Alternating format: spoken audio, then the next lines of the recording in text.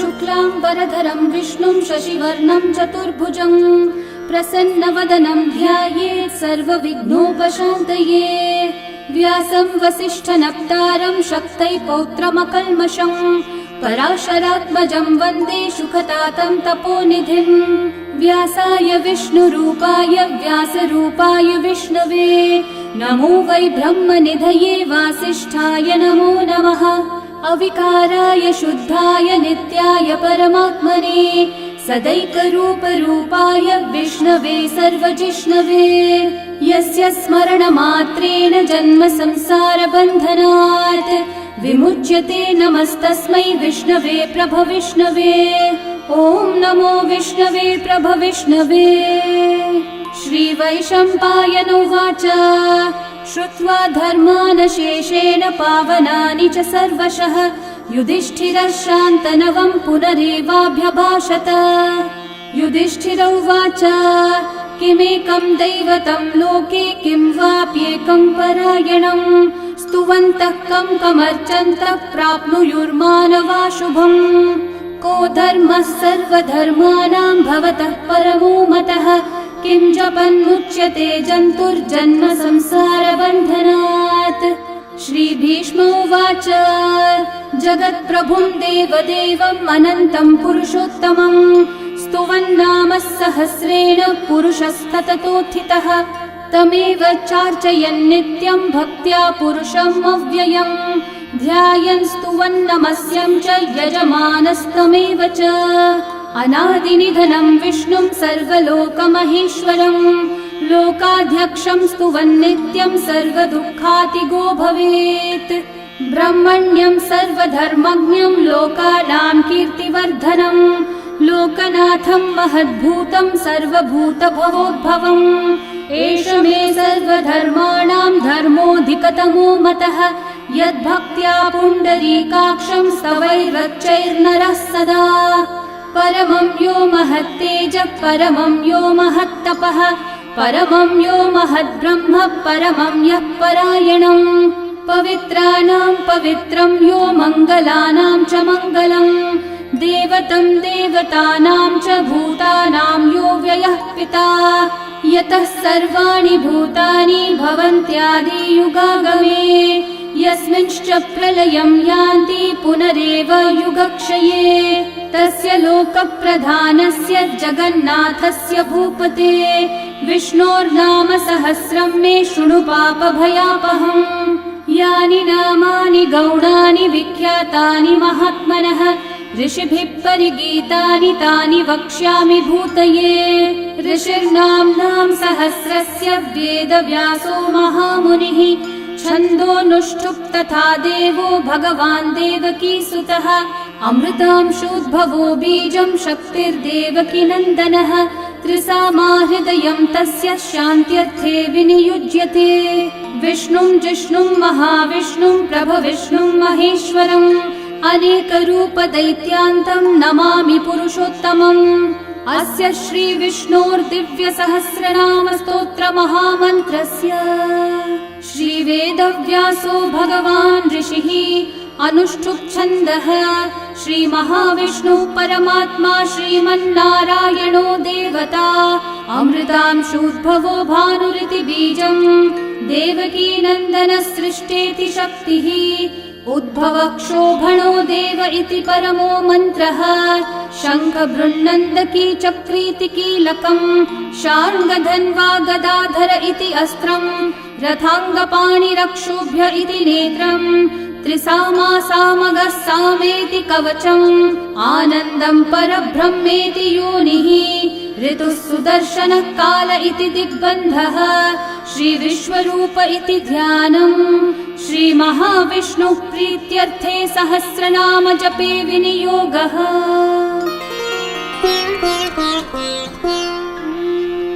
ध्यानम् क्षीरोधन्वत्प्रदेशे शुचिमणिविलसत्सैकते मौक्तिकानां माला क्लृप्तासनस्थस्फटिकमणिनिभैर्मौक्तिकैर्मण्डिताङ्गः शुभ्रैरभ्रैरतभ्रैरुपरि विरचितैर्मुक्तपीयूषवर्षैः आनन्देन पुनीयादरिनलिनगदा शङ्खपाणिर्मुकुन्दः भुः पादौ यस्य नाभिर्वियदसुरनिलश्चन्द्रसूर्यौ च नेत्रे कर्णावाशाशिरौ द्योर्मुखमपि दहनो यस्य वास्तेयमब्धिः अन्तस्थं यस्य विश्वं सुरनरखगो भोगि गन्धर्वदैत्यैः चित्रं रं रम्यतेतं त्रिभुवनविपुषं विष्णुमीशं नमामि।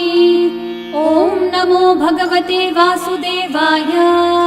शान्ताकारं भुजगशयनं पद्मनाभं सुरेशं विश्वाधारं गगनसदृशं मेघवर्णं शुभाङ्गं लक्ष्मीकान्तं कमलनयनं योगिहृद्ध्यानगम्यं वन्दे विष्णुं भवभयहरं सर्वलोकैकनाथं मेघश्यामं पीतकौशेयवासं श्रीवत्साङ्कं कौस्तुभोद्भासिताङ्गं पुण्योपेतं पुण्डरीकायताक्षं विष्णुं वन्दे सर्वलोकैकनाथं नमः समस्तभूतानामादिभूताय भूभृते अनेकरूपरूपाय विष्णवे प्रभविष्णवे सशङ्खचक्रं सकिरीटकुण्डलं सपीतवस्त्रं सरसीरुहेक्षणं सहारवक्षस्थलशोभिकौस्तुभं नमामि विष्णुं शिरसा चतुर्भुजम् छायायां पारिजातस्य हेमसिंहासनोपरि आसीनमम्बुदश्याममायताक्षम् अलङ्कृतम् चन्द्राननं चतुर्बाहुं श्रीवत्साङ्कितवक्षसं रुक्मिणी सत्यभामाभ्यां सहितं कृष्णमाश्रये। ॐ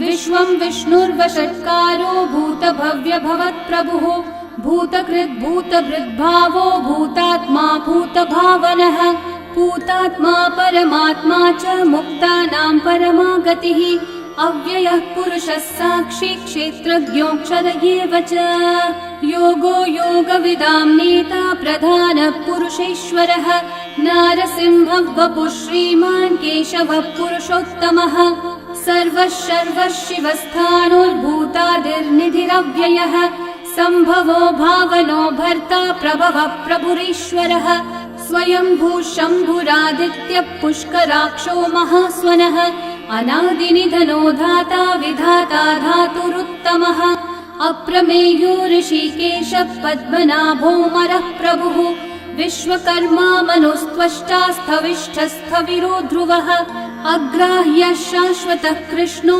लोहिताक्षः प्रतर्दनः प्रभुतस्त्रिककुब्धामः पवित्रं मङ्गलं परम् ईशानः प्राणदः प्राणो ज्येष्ठः श्रेष्ठः प्रजापतिः हिरण्यगर्भो भूगर्भो माधवो मधुसूदनः ईश्वरो विक्रमी धन्वी मेधावी विक्रमक्रमः अनुत्तमो दुराधर्षः कृतज्ञः कृतिरात्मवान् सुरेशः शरणं शर्म विश्वरेतः प्रजाभवः अहः संवत्सरो व्याळः प्रत्ययः सर्वदर्शनः अजः सर्वेश्वरः सिद्धिः सिद्धि सर्वादिरच्युतः वृषा कपिरमेयात्मा सर्वयोगविनिःसृतः वसुर्वसुमना सत्यः समात्मा संवितः समः अमोघः पुण्डरीकाक्षो वृषकर्मा वृषाकृतिः रुद्रो बहुशिरा बभ्रुर्विश्वयोनिः शुचिश्रवाः अमृतः शाश्वतस्थाणोर्वरारोहो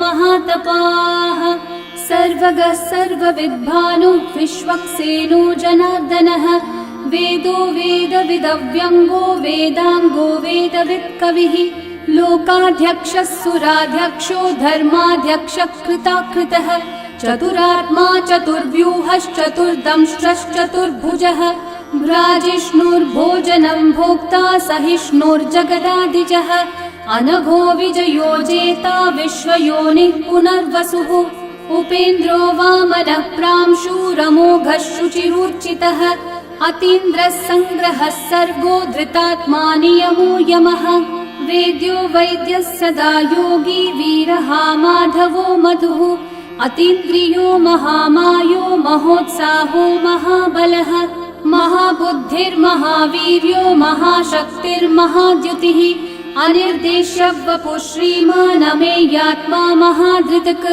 महेश्वासो महीभर्ता श्रीनिवासः सतां गतिः अनिरुद्धः सुरानन्दो गोविन्दो गोविदाम्पतिः मरीचिर्दमनोहंसः सुपर्णो भुजगोत्तमः हिरण्यनाभः सुतपः पद्मनाभः प्रजापतिः अमृत्युः सर्वदृक्सिंहः सन्धाता सन्धिमान् स्थिरः अजो दुर्मशनः शास्ता विश्रुतात्मा सुरारिः गुरुर्गुरुतमो धामः सत्यः सत्यः पराक्रमः निमिषो निमिषस्रग्वी वाचस्पतिरुदारधीः अग्रणीर्ग्रामणी श्रीमान् न्यायो नेता समीरणः सहस्रमूर्धा विश्वात्मा सहस्राक्षः सहस्रपात् आवर्तनो निवृत्तात्मा संवृतः सम्प्रमर्दनः अहः संवर्तको वह्निरनिलो धरणीधरः सुप्रसादः प्रसन्नात्मा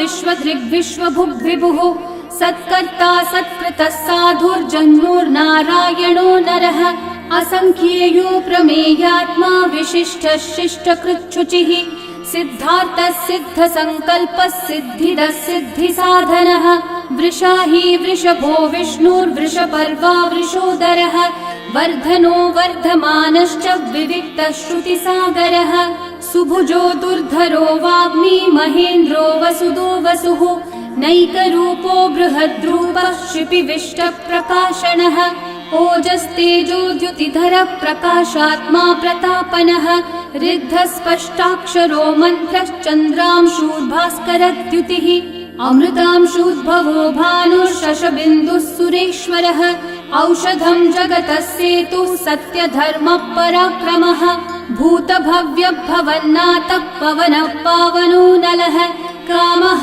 कामकृत्कान्तः कामः कामप्रदः प्रभुः युगादिकृद्युगावर्तो नैकमायो महाशनः अदृश्यो व्यक्तरूपश्च सहस्रजिदनन्तजित् इष्टो विशिष्टशिष्टेष्ठः शिखण्डी नहुषो वृषः क्रोधः क्रोधकृत्कर्ता विश्वबाहुर्महीधरः अच्युतः प्रथितः प्राणः प्राणदो वासवानुजः अपान्निधिरधिष्ठानम् अप्रमत्तः प्रतिष्ठितः स्कन्दस्कन्दद्धरो धुर्यो वरदो वायुवाहनः वासुदेवो बृहद्भानुरादिदेवः पुरन्दरः अशोकस्थारणस्थारः शूरः शौरिर्जनेश्वरः अनुकूलः शतावर्तः पद्मी पद्मनिभीक्षणः पद्मनाभोरविन्दाक्षः पद्मगर्भः शरीरभृत् महर्धिरिग्धो वृद्धात्मा महाक्षो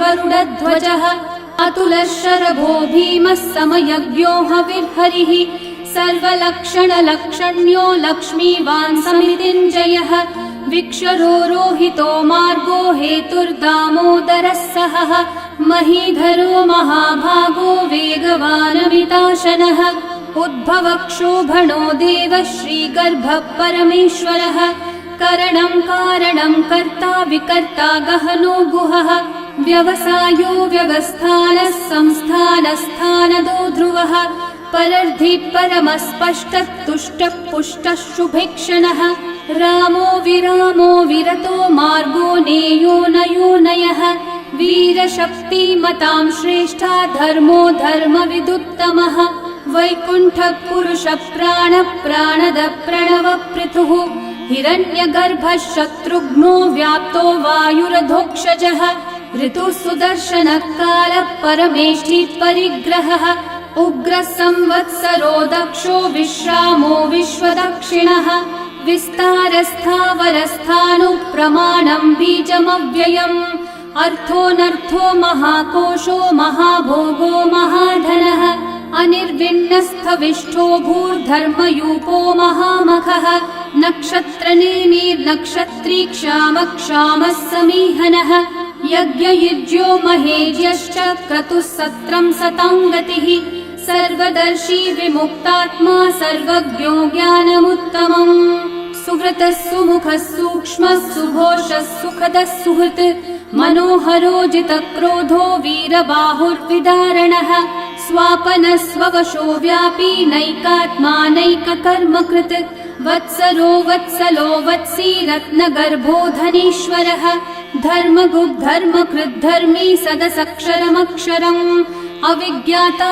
सहस्रांशूर्विधाता कृतलक्षणः गभस्तिनेमि सत्त्वस्थः सिंहो भूतमहेश्वरः आदिदेवो महादेवो देवेशो देवभृद्गुरुः उत्तरो गोपतिर्गोप्ता ज्ञानगम्यः पुरातनः शरीरभूतभृद्भोक्ता कपीन्द्रो भूरि दक्षिणः सोमपोमृतपः सोमः पुरुजित्पुरुसत्तमः विनयोजयः सत्यसन्धो दाशारः सात्वतां पतिः जीवो विनयिता साक्षी मुकुन्दोमितविक्रमः अम्भो निधिरनन्तात्मा महोदधिशयोऽन्तकः अजो महार्हः स्वाभाव्यो जितामित्रप्रमोदनः आनन्दो नन्दनो नन्दः सत्यधर्मात्रिविक्रमः महर्षिः कपिलाचार्यः कृतज्ञो मेदिनीपतिः त्रिपदस्त्रिदशाध्यक्षो महाशृङ्गकृतान्तकृत्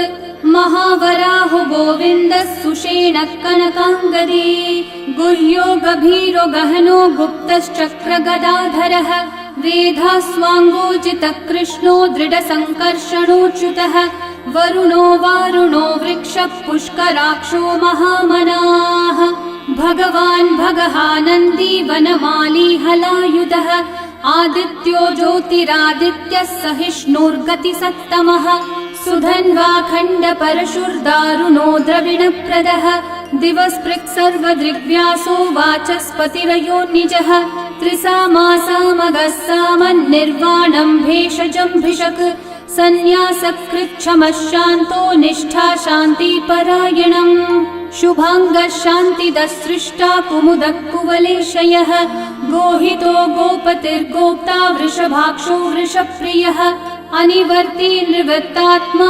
संक्षेप्ताक्षेमकृच्छिवः श्रीवत्सवक्षा श्रीवासः श्रीपतिः श्रीमतांवरः श्रीधः श्रीशः श्रीनिवासः श्रीनिधिः श्रीविभावनः श्रीधरः श्रीकरः श्रेयः श्रीमान् लोकत्रयाश्रयः स्वक्षः स्वङ्गः शतानन्दो नन्दिर्ज्योतिर्गणेश्वरः विजितात्मा विधेयात्मा सत्कीर्तिश्चिन्न संशयः उदीर्णः सर्वतश्चक्षुरनीशः शाश्वतस्थिरः भूषयो भूषणो भूतिर्विशोकः शोकनाशनः अर्चिष्मान् अर्चितः कुम्भो विशुद्धात्मा विशोधनः अनिरुद्धो प्रतिरथ प्रद्युम्नोमितविक्रमः कालनेमी निहावीरः शौरी शूरजनेश्वरः त्रिलोकात्मा त्रिलोकेशः केशवः केशिहा हरिः कामदेवः कामपालः कामिकान्तकृतागमः अनिर्देश्य वपुर्विष्णु वीरोऽनन्तो धनञ्जयः ब्रह्मण्यो ब्रह्मकृद् ब्रह्मा ब्रह्म ब्रह्मविवर्धनः ब्रह्मविद् ब्राह्मणो ब्रह्मी ब्रह्मज्ञो ब्राह्मणप्रियः महाकर्मो महाकर्मा महातेजा महोरगः महाक्रतुर्महायज्वा महायज्ञो महाहविः स्तव्यस्तव प्रियस्तोत्रम् स्तुतिस्तोतारणप्रियः पूर्णपूरयिता पुण्यकीर्तिरणामयः मनोजवस्तीर्थकरो वसुरेता वसुप्रदः वसुप्रदो वासुदेवो वसुर्वसुमनाहविः सद्गति सत्कृति सत्ता सद्भूति सत्परायणः शूरसेनो यदुश्रेष्ठः सन्निवासः सुयामुनः भूता वासो वासुदेवः सर्वासु निलयो नलः दर्पः दर्पदो दृप्तो दुर्धरोऽथा पराजितः विश्वमूर्तिर्महामूर्तिर्दीप्तमूर्तिरमूर्तिमान् अनेकमूर्तिरव्यक्तः शतमूर्तिः शताननः एकोनैकः स वक्कः किं यतत्पदमनुत्तमम् लोकबन्धुर्लोकनाथो माधवो भक्तवत्सलः सुवर्णवर्णो हेमाङ्गो वराङ्गश्चन्दनाङ्गदे वीरः विषमः शून्यो घृताशीरशलश्चलः अमानी मानदो मान्यो लोकस्वामी त्रिलोकधृक् सुमेधामेधजो धन्यः सत्यमेधाधराधरः तेजो वृषोद्युतिधरः सर्वशस्त्रभृताम्बरः प्रग्रहो निग्रहो व्यग्रो नैकः शृङ्गो गदाग्रजः चतुर्मूर्तिश्चतुर्बाहुश्चतुर्व्यूहश्चतुर्गतिः चतुरात्मा चतुर्भावश्चतुर्वेदविदेकपात् समावर्तो निर्वृत्तात्मा दुर्जयो दुरतिक्रमः दुर्लभो दुर्गमो दुर्गो दुरावासो दुरारिहा शुभांगो लोकसारंगः सुतन्तुस्तन्तुवर्धनः इन्द्रकर्मा महाकर्मा कृतकर्मा कृतागमः उद्भवः सुन्दर सुन्दो रत्ननाभः सुलोचनः अर्को वाजस्सनः शृङ्गी जयन्तः सर्वविजयी सुवर्णबिन्दुरक्षोभ्यः सर्ववागीश्वरेश्वरः महाहृदो महागर्तो महाभूतो महानिधिः कुमुदः कुन्दरः कुन्दः पर्जन्यः पावनो निलः अमृताशोऽमृतवपुः सर्वज्ञः सर्वतोमुखः सुलभः सुव्रतः सिद्धः शत्रुजिच्छत्रुतापनः न्यग्रोधोदम्बरोऽश्वत्थः चाणूर्रान्ध्रनिषूदनः सहस्रार्ची सप्तजिह्वा सप्तैधा सप्तवाहनः अमूर्तिरनघोचिन्त्यो भयकृद्भयनाशनः अनुर्बृहत्कृशस्थूलो गुणभृन्निर्गुणो महान् अधृतः स्वधृतः स्वास्य प्राग्वंशो वंशवर्धनः भारभृत्कथितो योगी योगीशः सर्वकामदः आश्रमः श्रमणः श्रामः सुपर्णो वायुवाहनः धनुर्धरो धनुर्वेदो दण्डो दमयिता दमः अपराजितः सर्वसहो नियन्ता नियमो यमः सत्त्ववान् सात्विकः सत्यः सत्यधर्मपरायणः अभिप्रायप्रियार्होर्ह प्रियकृत्प्रीतिवर्धनः विहाय स गतिर्ज्योतिः सुरचिर्हुतभुक् विभुः रविर्विरोचनः सूर्यः सविता रविलोचनः अनन्तो हुतभुग्भोक्ता सुखदो नैकजोऽग्रजः अनिर्विण्णः सदा मर्षि लोकाधिष्ठानमद्भुतः सनात् सनातनतमः कपिलः कपिरव्ययः स्वस्तिदः स्वस्तिकृत् स्वस्ति स्वस्ति भुक् स्वस्ति दक्षिणः अरौद्रः कुण्डली चक्री विक्रम यूर्जितशासनः शब्दातिगः शब्दसः शिशिरः शर्वरीकरः अक्रूरः पेशलो दक्षो दक्षिणः क्षमिनाम्बरः विद्वत्तमो वीतभयः पुण्यश्रवणकीर्तनः उत्तारणो दुष्कृतिः पुण्यो दुःस्वप्ननाशनः वीरः रक्षणः सन्तो जीवनः पर्यवस्थितः अनन्तरूपोऽनन्तः श्रीर्जितमन्युर्भयापहः चतुर्रश्रो गभीरात्मा विदिशो व्यादिशो दिशः अनादिर्भूर्भुवो लक्ष्मी सुवीरो रुचिराङ्गदः जननो जनजन्मादि भीमो भीमपराक्रमः आधारनिलयो धाता पुष्पहासः प्रजागरः ऊर्ध्वगः सत्पथाचारः प्राणदः प्रणवप्पणः प्रमाणं प्राणनिलयं प्राणभृत् प्राणजीवनः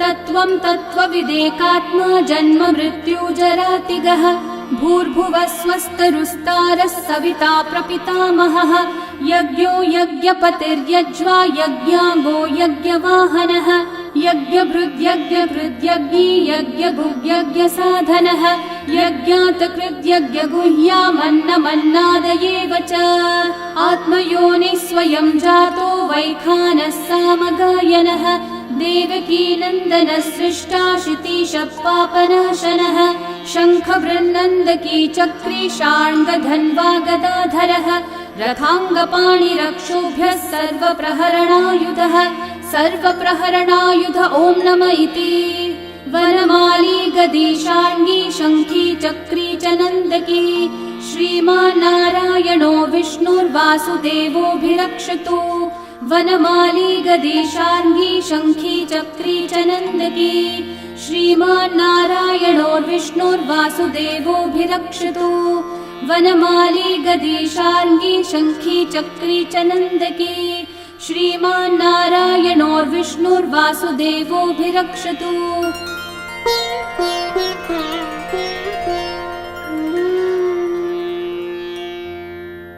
इतीदं कीर्तनीयस्य केशवस्य महात्मनः नाम्नां सहस्रं दिव्यानाम् अशेषेण प्रकीर्तितम्। य इदं शृणुयान्नित्यं यश्चापि परिकीर्तयेत् न शुभं प्राप्नुयात् किञ्चित् सोमुत्रेह च मानवः। वेदान्तगो ब्राह्मणः स्यात् क्षत्रियो विजयी भवेत्। वैश्यो धनसमृद्धः स्यात् शूद्रः सुखमवाप्नुयात्। धर्मार्थी प्राप्नुयात् धर्मम् अर्थार्थी चार्थमाप्नुयात्। कामानवाप्नुयात् कामी प्रजार्थी चाप्नुयात् प्रजाम्। भक्तिमान् यः सदोत्थाय शुचिस्तद्गतमानसः सहस्रं वासुदेवस्य नाम्नामेतत् प्रकीर्तयेत्। यशः प्राप्नोति विपुलं याति प्राधान्यमेव च। अचलां श्रियमाप्नोति श्रेय प्राप्नोत्यनुत्तमम्। न भयं क्वचिदाप्नोति वीर्यं तेजश्च विन्दति। भवत्यरोगो द्युतिमान् बलरूपगुणान्वितः। रोगार्तो मुच्यते रोगात् बद्धो मुच्येत बन्धनात्। भयान्मुच्येत भीतस्थो मुच्येतापन्न आपदः। दुर्गान्यतितरत्याशु पुरुषः पुरुषोत्तमम्। स्तुवन्नाम सहस्रेण नित्यं भक्ति समन्वितः। वासुदेवाश्रयो मर्त्यो वासुदेवपरायणः। सर्वपापविशुद्धात्मा याति ब्रह्म सनातनम्। न वासुदेव भक्तानामशुभं विद्यते क्वचित्। जन्म मृत्यु जरा व्याधि भयं नैवोपजायते। इमं स्तवमधीयानः श्रद्धा भक्ति समन्वितः। युज्येतात्मसुखः शान्ति श्रीधृति स्मृतिकीर्तिभिः।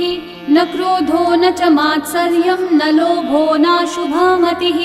भवन्ति कृतपुण्यानां भक्तानां पुरुषोत्तमे। द्यौस चन्द्रार्कनक्षत्राखं दिशो भूर्महो दधिः। वासुदेवस्य वीर्येण विदतानि महात्मनः। ससुरासुरगन्धर्वं सयक्षूरगराक्षसं। जगद्वशे वर्ततेदं कृष्णस्य सचराचरम्। इन्द्रियाणि मनोबुद्धिः सत्त्वं तेजो बलं द्युतिः। वासुदेवात्मकन्याहुः क्षेत्रं क्षेत्रज्ञ एव च। सर्वागमानामाचार प्रथमं परिकल्पते। आचार प्रभवो धर्मो धर्मस्य प्रभुरच्युतः। ऋषयः पितरो देवा महाभूतानि धातवः। जङ्गमाजङ्गमं चेदं जगन्नारायणोद्भवम्। योगो ज्ञानं तथा साङ्ख्यं विद्या शिल्पादिकर्म च।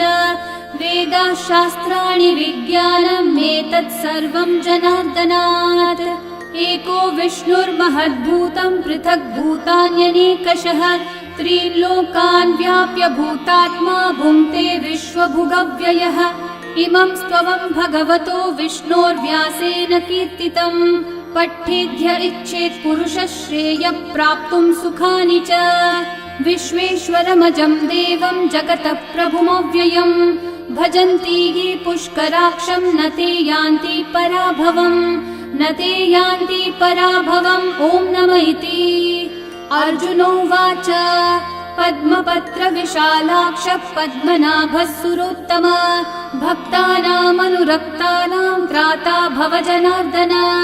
श्रीभगवानुवाच यो मां नाम सहस्रेण स्तोतुमिच्छति पाण्डव। सोऽहमेकेन श्लोकेन स्तुतयेव न संशयः। स्तुतयेव न संशय। ॐ नमः इति।